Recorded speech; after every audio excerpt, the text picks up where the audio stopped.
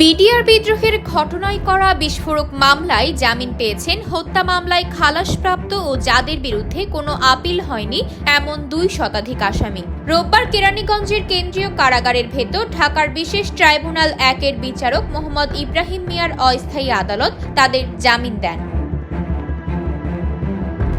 এর আগে বেলা 11টার পর আদালতের বিচার কাজ শুরু হয়। পরে আসামি পক্ষের আইনজীবী মোহাম্মদ পারভেজ সাক্ষ্য গ্রহণ পেছানোর আবেদন করেন। অন্যদিকে রাষ্ট্রপক্ষে প্রসিকিউটর আলহাজ মোহাম্মদ বোরহান উদ্দিন সাক্ষ্য নেওয়ার প্রার্থনা করেন। পরবর্তীতে উভয় পক্ষের যুক্তিতর্ক শেষে বেলা 11:47 আদালতে সাক্ষ্য দেন প্রত্যক্ষদর্শী মেজর সৈয়দ মোহাম্মদ ইউসুফ।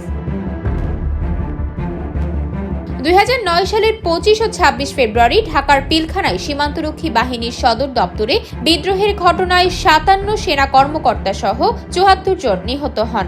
ওই ঘটনায় হত্যা ও বিস্ফোরক আইনে 2টি মামলা হয়। হত্যা মামলায় খালাস বা সাজাভোগ শেষে বিস্ফোরক মামলার কারণে 468 জনের মুক্তি আটকে আছে। ক্ষমতার পালাবদলে অন্তর্বর্তী সরকার দায়িত্ব নেওয়ার পর বিডিআর বিদ্রোহের ঘটনার তদন্ত পুনরায় শুরুর দাবি ওঠে। গত 19 ডিসেম্বর অভিযোগ নিয়ে আন্তর্জাতিক অপরাধ ট্রাইব্যুনালে যান শহীদ পরিবারের সদস্যরা।